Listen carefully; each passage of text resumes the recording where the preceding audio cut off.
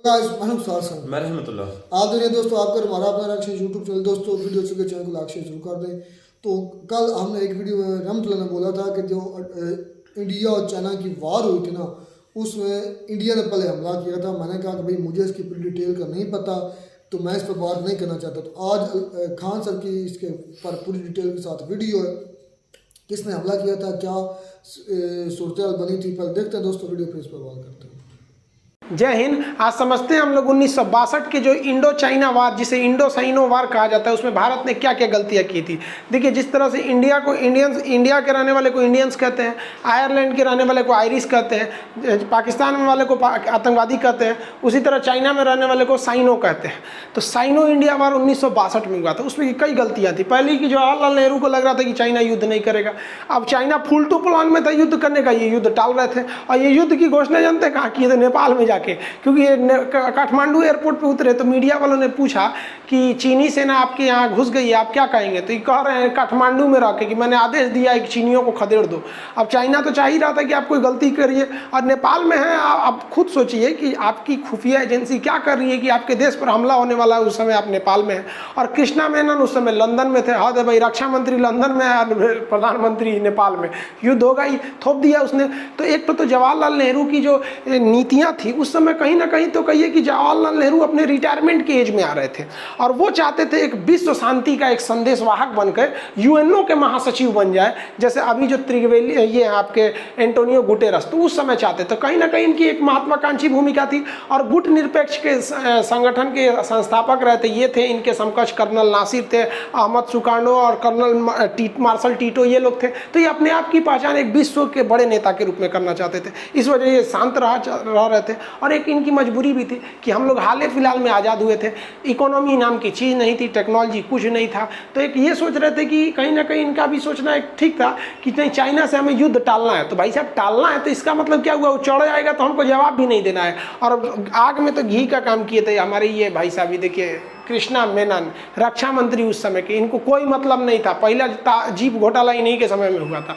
इन्होंने कहा कि एयरफोर्स और नेवी को तो आगे ही नहीं बढ़ने दिया। एयरफोर्स ने कहा कि अगर आप एयरफोर्स आगे बढ़ेगी, नेवी आगे बढ़ेगी, तो युद्ध बहुत बड़ा रूप ले लेगा, जिससे समस्या आने लगेगी। इसलिए इसे अंतर्राष्ट्रीय एक बहुत बड़ा युद्ध का रूप न लिया जाए। तो आप बताइए ना, यहाँ पर तो क्या फायदा हुआ हम लोग को अक्साई चीन गंवाने का? उतना बड़ा एरिया चले गए लोग।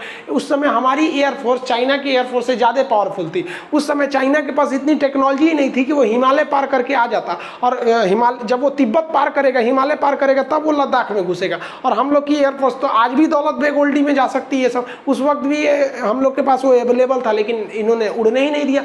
नेवी उस समय इतना बढ़िया रोल प्ले करती। अगर इंडियन नेवी को आदेश दिया गया रहता तो इंडियन नेवी जो है ये मलक्का स्टेट और सुंडा स्टेट को यहाँ पे पूरी तरह से ब्लॉक कर देती। ये एरिया अगर ब्लॉक हो गया तो चाइना का पेट्रोल इधर ही से जाता है, व्यापार इधर से ही जाता है। चाइना मजबूर होकर ये एरिया से उसको निकलना था। लेकिन क्या करेंगे, ये लोग नेवी को आदेश ही नहीं दिया। और हमारी नेवी उस समय बहुत ही पावरफुल थी। इसके अलावा गलतियों पे गलती, सीरीज गलती कर दिए लोग।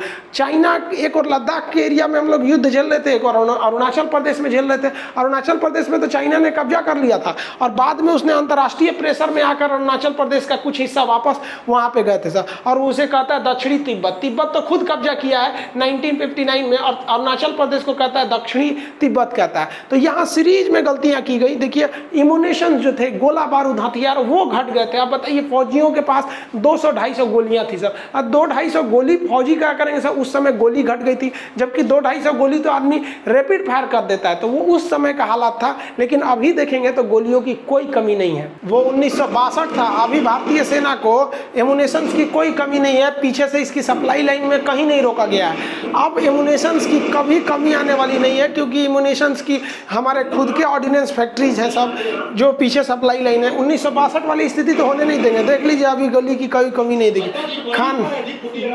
जो खाने के भले कमी हो सकती है, लेकिन अब कोई कहते कि गोलियों की कमी होगी, तो गोलियों की कमी नहीं होने वाली है।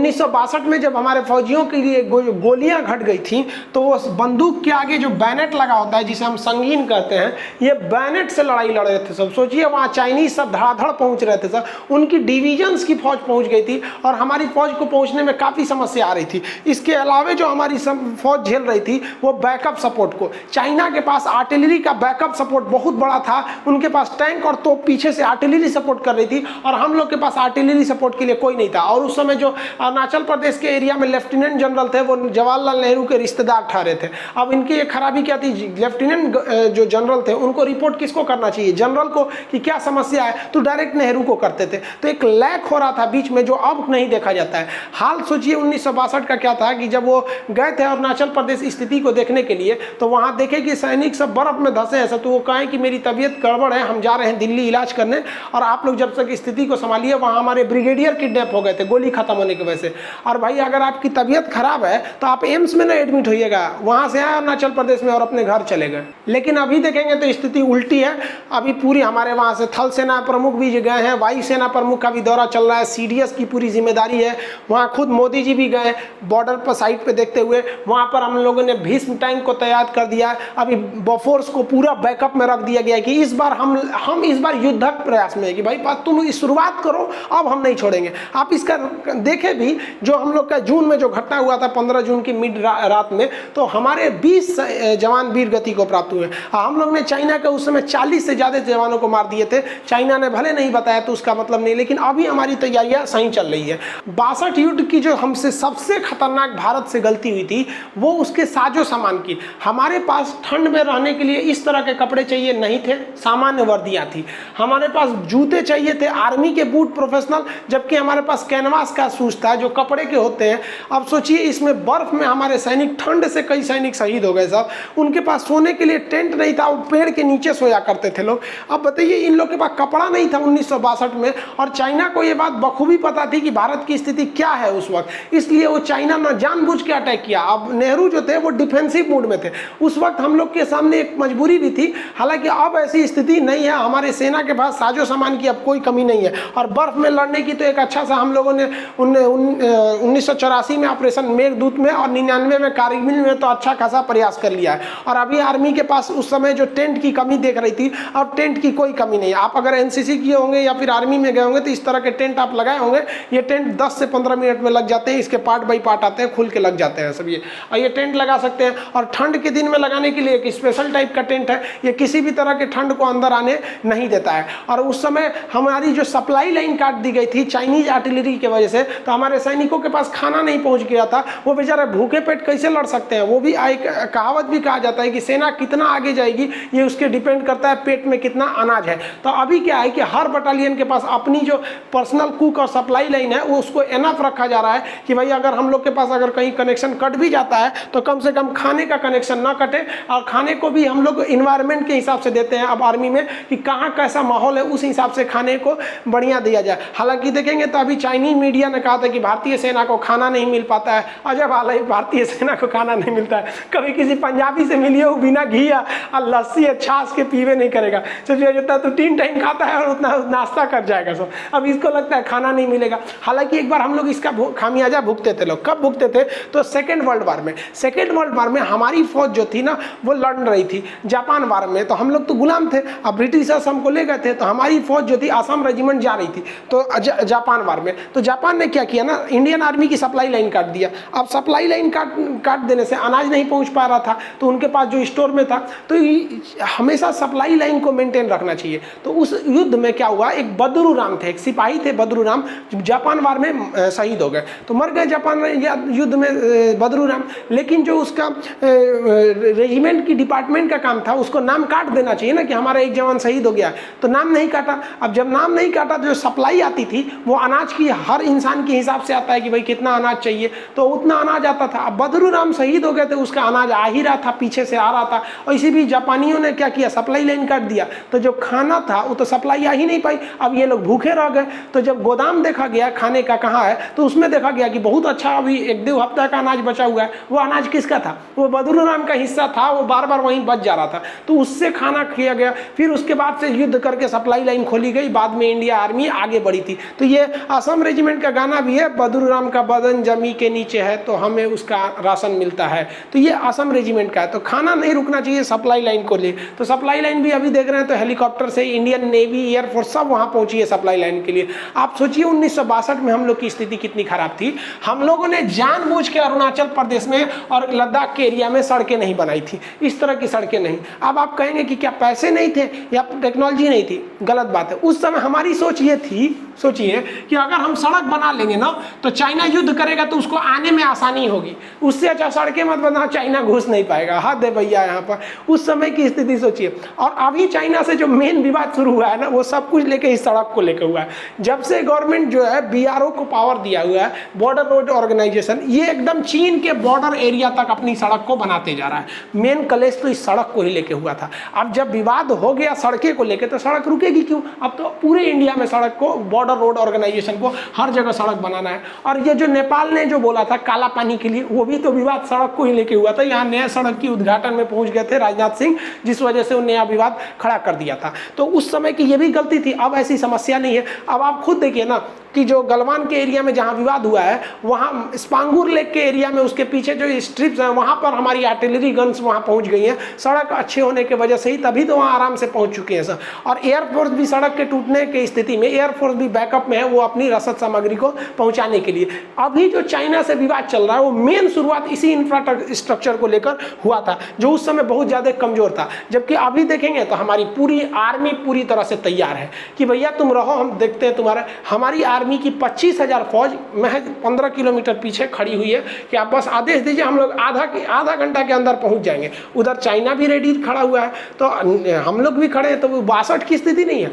हमारे जो सेना अध्यक्ष है उन्होंने भी कहा है कि इस बार चाइना को हमारी सेना के साथ साथ एक मनोवैज्ञानिक भी युद्ध लड़ना पड़ेगा। हर भारतीय का खून खौला हुआ है कि 1962 का ससुरा हम लोग बदला लेके रहेंगे। और हमारी इसके आर्मी के साथ पैरेलल में खड़ी है हमारी नेवी तो एकदम मूड बनाई हुई है। नेवी ने अपने विमानों को दक्षिणी चीन सागर में भेज भी दिया। चाइना ने इस पर कड़ी आपत्ति जताई थी, उसके बावजूद भेज दिया है कि अभी भाई अगर युद्ध हो गया तो हमें जाना नहीं पड़ेगा, पहले ही वहाँ हम लोग पहुँचे रहेंगे। और चाइना जो था वो हिंद महासागर में अपनी पनडुब्बियां भेजा था। चाइना भी बहुत होशियार है, वो हिंद महासागर में सोचा कि पनडुब्बियां भेज देंगे तो भारत डर जाएगा, तो कहा कि कोई बात नहीं भाई आप यहाँ भेजिए।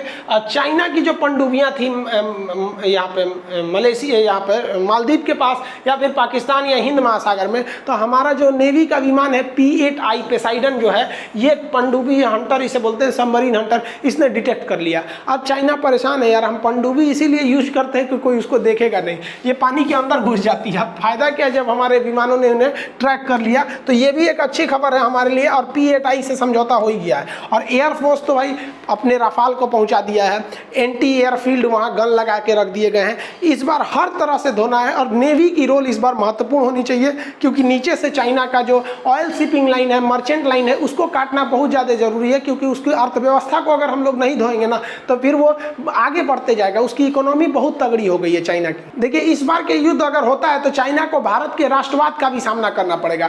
खुद इससे परेशान है चाइना की जो ग्लोबल मीडिया, उसकी ग्लोबल टाइम्स, वो खुद कह रही कि भारत जो है अभी राष्ट्रवाद के आड़ में आके ऐसी हरकतें कर रहा है। तो भाई राष्ट्रवाद कोई गलत चीज़ थोड़ी है, हमेशा आपकी दादागिरी तो नहीं चलेगी। और इस बार मोदी जी के भी गवर्नमेंट से दो पॉलिसीज आई है कि एक तो इनका है कि भैया हम पीछे नहीं हटने वाले हैं जो भी होगा, और दूसरा सबसे बड़ा प्लस पॉइंट ये है कि इनकी मेजोरिटी की सरकार है, मतलब सरकार गिरने का कोई झमेला नहीं है। मेजोरिटी का डिसीजन भी ले सकते हैं, वैसे भी दूसरे का सुनते कहाँ है, जो भी डिसीजन लेना रहता है अपने लेना रहता है इनको। सो आके बोल देंगे कल नोट बंद हो जाएगा, कल को आके क्या बोलेंगे कोई नहीं पता है। तो चाइना को भी इस बात पता है कि अब की जो सरकार है वो डिफेंसिव नहीं है, खास करके बॉर्डर इशूज़ को लेकर। लेकिन हमेशा कहीं ना कुछ गलती भी हो जाती है। चाइना के सामने ये लग रहा है कि उसकी इकोनॉमी बड़ी है और भारत की इकोनॉमी छोटी है। तो चाइना को नहीं भूलना चाहिए कि हम वही हिंदुस्तानी हैं लोग जिन्होंने धूल चटाए थे लोग, तुमको घुस के 15 जून की रात को मत भूलना। और चाइना परेशान इस कदर है भारत से कि वो सिख रेजिमेंट के फौजियों की गिनती करा रहा है कि वहाँ कितने पंजाबी सिख रेजिमेंट वाले हैं सब। चाइना के सब नाटू नाटू होता है, सब कराटा वराटा भाजता है सब। हमारे यहाँ वाई गुरु की जय, सत श्री अकाल। वो 6-6 फीट वाला पंजाबी सरदार लोग दू को कांख में पकड़ लेगा तो हिल डुल नहीं पाएगा। अभी चाइना अपने स्पेशल यूनिट लगा के रखा है कि कितने सिख वहाँ तैनात है सब। अब भाई ये लोग की बात क्या पूछना है, ये लोग 1.25 लाख से नीचे बातें नहीं करते हैं लोग। ये लोग इन लोग से क्या टकराना है। बहुत अच्छा भाई, सैल्यूट करते हैं, सत श्री अकाल, वाई गुरु की जय। धो के आइए भाई, हमारी इंडियन रेजिमेंट की, हमारी आर्मी की हर एक रेजिमेंट अच्छी है, लेकिन खुद सोचिए कि अगर कोई दुश्मन देश आपके रेजिमेंट के बारे में नज़र रख रहा है, इसका मतलब वो कितना खासा डरा हुआ है आपसे, और ये डर जरूरी भी है उसको। चाइना एक तरह से देखेंगे तो ग्लोबली वो घिरता जा रहा है, पूरी दुनिया अभी चाइना को देखना नहीं चाहिए, अभी पूरी दुनिया का। लेकिन चाइना के साथ सबसे बड़ा प्रॉब्लम क्या है कि इसकी इकोनॉमी बहुत ज़बरदस्त है, बना लिया है, और हम लोग की सबसे बड़ी प्रॉब्लम क्या है, इकोनॉमी चौपट हो गई है, जिसका कोई हद नहीं, इकोनॉमी को तो एकदम ध्वस्त कर दिया गया हमारे यहाँ पे। अब खुद सोचिए ना, कितना अजीब बात है कि चाइना के नेतृत्व में बनाया गया AIIB बैंक जो था, एशियन इंफ्रास्ट्रक्चर डेवलपमेंट बैंक, ये जो बैंक है, ये बीजिंग का ये बैंक, ये बेसिकली चाइना नहीं इसका मेन है। हालांकि भारत की भी इसमें हिस्सेदारी लगभग 6% है, लेकिन ज़्यादातर स्टेक होल्डर इसका चाइना है। इसे कहा भी जाता है चाइनीज वर्ल्ड बैंक कहा जाता है। भारत ने इसमें दो खेप करके लगभग 9,000 करोड़ रुपए उधार लिए हैं। अब सोचिए, जिस चाइना से हम मुकाबला करने जा रहे हैं, उसी के नेतृत्व वाले बैंक से ले रहे हैं, ये हमारी इकोनॉमी गिर रही है, और ये आज से नहीं गिर रही है, इसका जो सिलसिला चल रहा है वो काफ़ी पुराना चल रहा है। अब कुछ लोग कह रहे हैं कि देखिए कोरोना की वजह से इकोनॉमी गिर गई। अच्छा, एक बात बताइए, क्या हमारी अर्थव्यवस्था इतनी चौपट थी कि 3 महीने के लॉकडाउन में बर्बाद हो गई? खुद सोचिए, कहा जाता है कि एक देश को लगभग 2 साल तक के लिए इमरजेंसी के लिए तैयार रहना चाहिए। हमारे यहाँ लॉकडाउन लगा कितना यार, अप्रैल मई जून में तो खुल ही गया था लॉकडाउन। चाणक्य जो थे वो बहुत बड़े विद्वान थे, उन्होंने अपने राजा के लिए, मतलब किसी भी साम्राज्य के लिए सप्तांग सिद्धांत दिए थे। उन्होंने 7 बातों को बोला था, जिसे कहते हैं कि सप्तांग सिद्धांत, राजत्व के लिए सप्तांग सिद्धांत। वो क्या था कि पहला कहा गया था स्वामी, यानी देश का जो मुखिया है वो एकदम सुदृढ़ होना चाहिए। तो नेतृत्व में तो किसी को कोई दिक्कत नहीं लगता है कि मोदी जी में कोई दिक्कत है, ऐसा किसी को नहीं लगता होगा कि उसके नेतृत्व में कोई प्रॉब्लम होगा। लेकिन बात समस्या क्या है, आमात्य में। आमात्य कहा जाता है मिनिस्ट्रीज को। अब आप खुद सोचिए, दिल पे हाथ रख के आप ही बताइए, क्या ई मैडम से देश की अर्थव्यवस्था संभल रही है? और खुद से सोच के देखिए कि क्या देश जैसे महत्वपूर्ण अर्थव्यवस्था को ये कंट्रोल कर पा रही है? नहीं है। हम ये नहीं कर रहे हैं कि आप विदेश से लेके आइए, लेकिन बीजेपी गवर्नमेंट है, अपने में ही देखिए, आपके में भी बहुत सारे योग्य होंगे जो अर्थव्यवस्था जैसे महत्वपूर्ण चीज़ों को संभाल सकते हैं। देखिए, राजा के बाद सेकेंड महत्वपूर्ण दिया गया है राजत्व सिद्धांत में किसको? आमात्र को, कि उसके मंत्री अच्छे होने चाहिए। ठीक है, रक्षा मंत्रालय में ठीक है, उनको दिया गया, कोई दिक्कत नहीं है।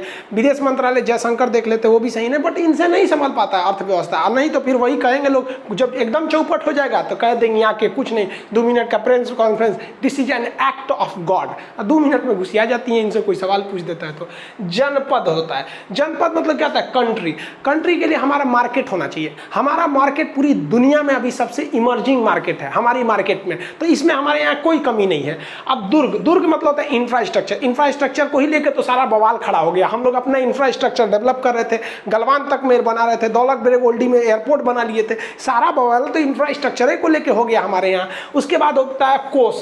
कोष क्या होता है? ट्रेजरी, यानी इकोनॉमी, जो मैडम के साथ से संभल नहीं रहा है यहाँ से इकोनॉमी में। हम तो कहते हैं मोदी जी जो अपना वित्त मंत्रालय अपने कंट्रोल में रखिए। जिस तरह से इसरो किसके कंट्रोल में? प्रधानमंत्री के कंट्रोल में। परमाणु विभाग किसके कंट्रोल में? प्रधान PMO के कंट्रोल में रहता है। उसी तरह इसको भी कंट्रोल में ले लेना चाहिए। दे दिए लोग इनको यहाँ पर। उसके बाद देखिए क्या होता है? दंड।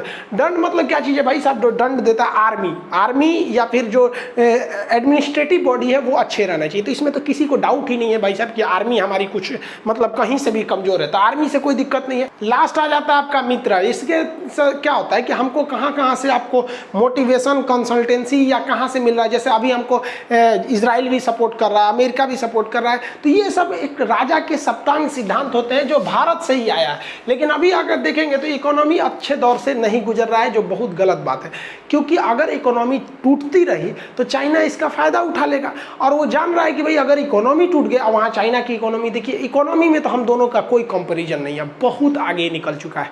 तो हम लोग को अभी मेन ध्यान रखना चाहिए इकोनॉमी और बॉर्डर इशू दोनों को साथ साथ। बॉर्डर हमारी सेना बेहतरीन ढंग से संभाल लेगी, इसमें कोई डाउट नहीं है। लेकिन बस जल्दी से कोरोना को अच्छे तरह से एक बार निपट ले आदमी को, इकोनॉमी को सुधार ले, फिर चाइना से कोई दिक्कत नहीं है। आप कहेंगे तो हम 1962 के युद्ध के क्या क्या कारण थे और क्या कौन कौन सी जो वहाँ पर जो गलतियाँ की गई थी उसको बता देंगे। इसमें तो हम मेनली ओवरव्यू आपको बता दिए कि क्या क्या था, फिर वहाँ पर आपको समझा देंगे कृष्णा मेनन की क्या गलती थी और क्यों चाइना ने हमला किया था। जैसे अभी एक कारण है ना इंफ्रास्ट्रक्चर को लेके, उस समय क्या कारण बना था, उस सबको समझा देंगे। मिलेंगे नेक्स्ट क्लास में। जय हिंद। पता चला किसने वॉर स्टार्ट की थी, कहाँ से स्टार्ट की थी, कहाँ पर हमला किया था, सारा पता चल गया।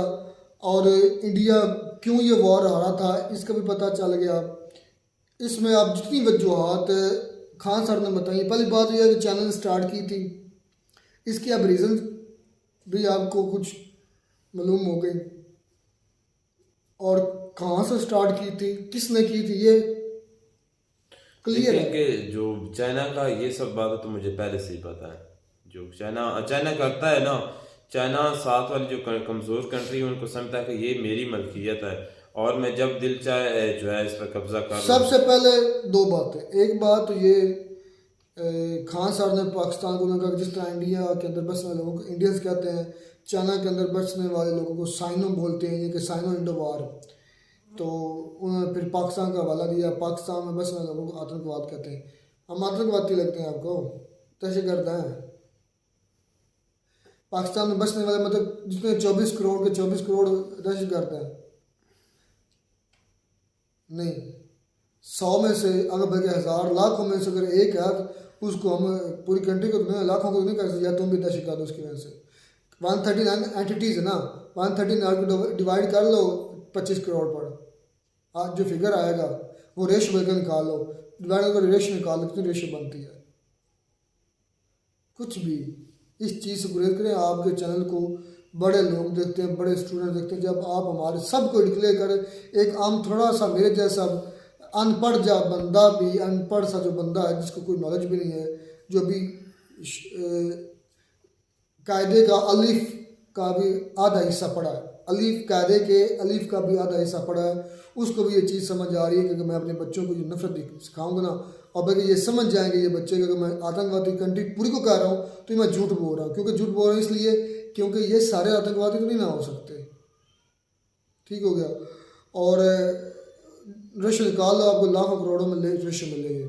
तो इस चीज़ से खान साहब को परहेज करना चाहिए, गुरेज करना चाहिए, पहली बात। दूसरी बात उनकी मुझे अच्छी लगी, अच्छी ये लगी कि उन्होंने सच बोला है। सच ये बोला कि पहले एक गलत बात कर दी, साथ में सच बोल दिया। सच ये बोला कि इंडिया ये वॉर हारा था, मतलब एक्सेप्ट किया इस चीज़ को। पाकिस्तान तो एक्सेप्ट ही नहीं करते, हमारी तो किस्मत फूटी है, हमारे तो जो बड़े हैं वो एक्सेप्ट ही नहीं करते कि हम मतलब हम कोई वार आ रहे हैं, बल्कि वो उन्होंने तो हमारी टेक्स्ट बुक में ये छाप दिया कि हम सारी वार आ रहे हैं और सारी वार इंडिया ने शुरू की है। ये कम से कम ये तो मान है कि इंडिया ये वार हारा है, और इसकी फिर वजूहत बताई हैं। हारा नहीं, बुक्स में लिखा है जीता है। पाकिस्तान है, मैं पाकिस्तान की बात कर रहा हूँ, उल्ट बोल गया। पाकिस्तान की बुक्स में लिखा है पाकिस्तान सारी वार जीता है, ठीक है। तो इधर ये कम का ये अच्छा चीज़ है कि वो अपने बच्चों को ये कह रहे हैं कि हम हारे हैं, लेकिन उसकी वजूहत भी बता रहे हैं। पहली वजह चेक करें कि इतनी इंटेलिजेंस जो है पर ध्यान ही नहीं है अपना नेहरू साहब का, कि वो बैठे हुए हैं उधर किसमें काठमांडू में, और दूसरे जो हमारे उनके विदेश मंत्री थे, हमारे में कह रहा हूँ विदेश मंत्री थे, या उनके फॉरेन मिनिस्टर जो थे, या defence minister, sorry defence minister किधर बैठे थे, लंदन में बैठे थे, और जो एयर चीफ के वो कह रहे थे उनको जहाज़ों को उड़ने नहीं दिया। खान सर के मुताबिक सर खान सर कह रहे हैं कि इंडिया के पास उस वक्त भी एडवांटेज ज़्यादा था बनिस्बत चाइना होना था, क्योंकि चाइना ने अगर हमला किया ना एयरप्लेन से या फाइटर जेट से, तो उनको हिमालयाज़ हैं, और हिमालयाज़ के अंदर बड़ी चीज़ें काउंट होती हैं, क्योंकि सारी बात पहाड़ है, पहाड़ों पर दबाव, हवा का दबाव चेंज होता है, ऊंचाई है, बड़ी चीज़ें काउंट होती हैं। नीचे लो लेवल प्रवास नहीं कर सकते उधर, मतलब उस एरिया में जो फाइटर जेट है उसका रिस्क बढ़ जाता है, उनके मतलब टकराने का या उनके डैमेज का रिस्क बढ़ जाता है। कर सकते हो, लेकिन डैमेज का रिस्क देखिए जो भी है ना, इंडिया की बात मैंने यार आज ना एक मूवी देखी तो काफ़ी दिनों पहले थे, लेकिन आज डिटेल से देखी है यार। वो चाइना और इंडिया की है, उसका नाम क्या है, थोड़ा सा नाम मुझे ज़हन में नहीं आ रहा, टी से शुरू होता है आसान सा, लेकिन फिलहाल अभी मेरे माइंड में नहीं आ रहा क्या है,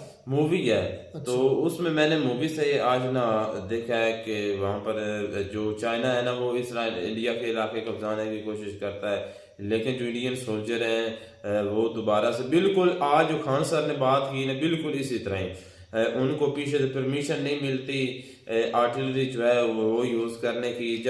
जब उनको इजाज़त मिलती है तो उस वक्त इंडिया के काफ़ी जो जवान होते हैं वो मारे जा चुके होते हैं। मुझे लगता है कि 1962 की जो वार है ना उसके मद्देनजर रखते हुए उन्होंने ये मूवी बनाई है, तो बिल्कुल ऐसा ही है। फिर और जो ये शुरू की है ना चाइना ने, चाइना वाकई यार हमको चाइना की सपोर्ट में नहीं, पता नहीं आपको क्या लगता है कि आप चाइना चाइना करते हैं, आप कमेंट्स में हम देखते रहते हैं कि आप क्या बोलते हैं। चाइना यार हमें कोई नहीं, पहले हिंदुस्तान इंडिया है, उसके बाद चाइना। हमारी गवर्नमेंट की दोस्ती नहीं, दोस्ती है हमारी, कोई चाइना से दोस्ती नहीं है, ये हकीकत बात है। मैं आज काफ़ी दिनों से जा चुका हूँ कि हमें आपस में वर्ग जलाने वाले या हमें जो है ना एक दूसरे के साथ ना मिलने का जो बायस है वो हमारी सियासत पॉलिटिक्स है और ये क्या मीडिया। बोल रहे हो? नहीं मैं सच बोल रहा हूँ। अच्छा, मीडिया है।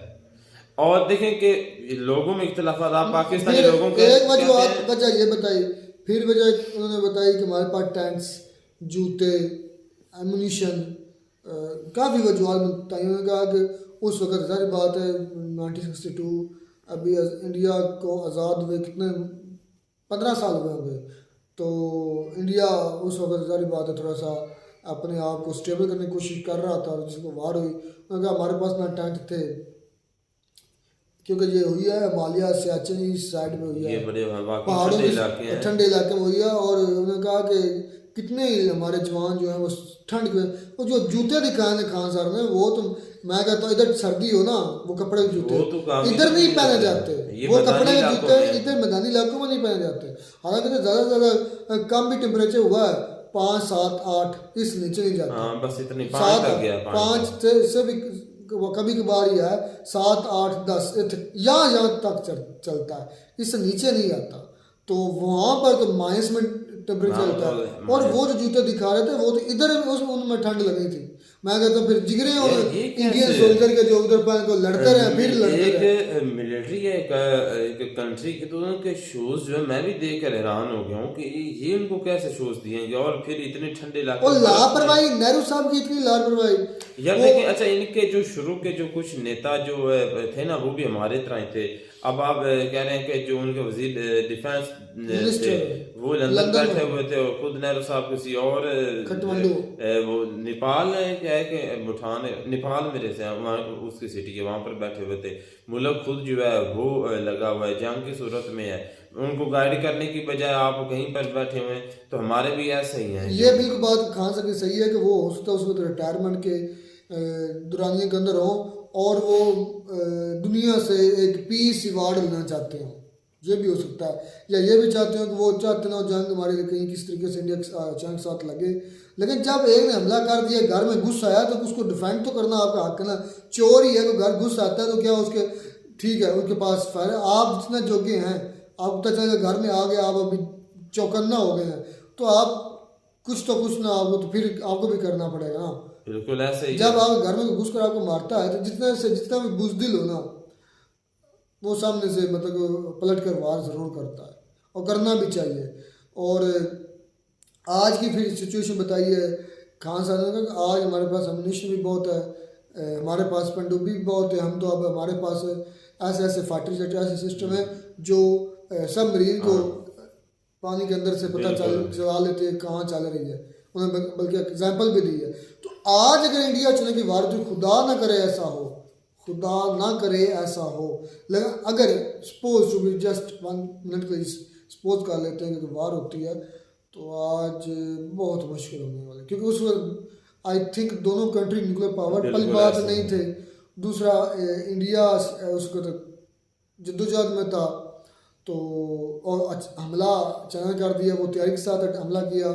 इंडिया को पता नहीं था कि हम पर हमला होने वाला है, क्योंकि अगर पता होता तो हमारे नेहरू साहब जो है वो इंडिया ना होते काठमांडू में, और डिफेंस मिनिस्टर जो है वो लंदन में ना होते। उस मूवी का नेम है पलटन मूवी। हाँ, मुझे भी याद है। मैंने पहले भी कई मरतबा देखे, लेकिन उसके क्लिप्स देखे थे। आज जब मुझे टाइम मिला तो मैंने पूरी डिटेल से अच्छी तरह से मूवी देखी, और एक सोल्जर की जान का अंदाजा भी उस वक्त ही हुआ। कहीं की शादी होने वाली थी बेचारों की, तो वहाँ पर जो है वो मारे जाते हैं, शहीद होते हैं। तो मैंने देखा कि वाकई सोल्जर होता है वही रियल होता है, रियल हीरो होता है कंट्री का हकीकी हीरो। तो हमने आज मूवीज के हीरो को हीरो समझ लिया। फिर उन्होंने एंड पर सारी बातें खान साहब ने दी कि किन चीज़ों पर डिपेंड करता है, आवाम, नेता, डिफेंस, स्पोर्ट, ये सारी चीज़ें काउंट की। तो इन लिहाज से उन्होंने कहा कि अब हम बहुत मजबूत हैं और इसमें कोई शक नहीं है। आर्मी के लिहाज से इंडिया चौथे नंबर पर है इस वक्त, और उसके साथ में इकॉनमी के लिहाज से 5वें नंबर पर है। तो एक्सपोर्ट इंपोर्ट में तो वो तो आपको फिर अगर है 5वीं इकॉनमी तो इसका मतलब है कि उनके पास बहुत ज़्यादा पावर है। तो आज दुनिया में डंका है इंडिया का। आज गलती से भूल कर भी ये भूल ना कर देना चाइना, जिस तरह वो डायलॉग है भूदेव का, भूल कर भी सनी देओल का भूल कर भी। मेरा आज भी यही मौकफ, मैंने पहले भी कहा है कि मैं चाइना के कोई फेवर में नहीं हूँ, पता नहीं आपको क्यों लगता है, लेकिन जो सही बात है वो करना चाहिए। जो चाइना भाई वो इंडिया से आज भी पावरफुल है, ये हकीकत बात है, और इंडिया को और मजीद अपनी जो पावर है इसको बढ़ाने की ज़रूरत है। लेकिन फिर भी मैं ये ज़रूर कहना चाहूँगा सनी देओल का, ये भूल के भी मत करना भूदेव यानी कि चाइना। मिलता है नई वीडियो में नाटक साथ। God bless you.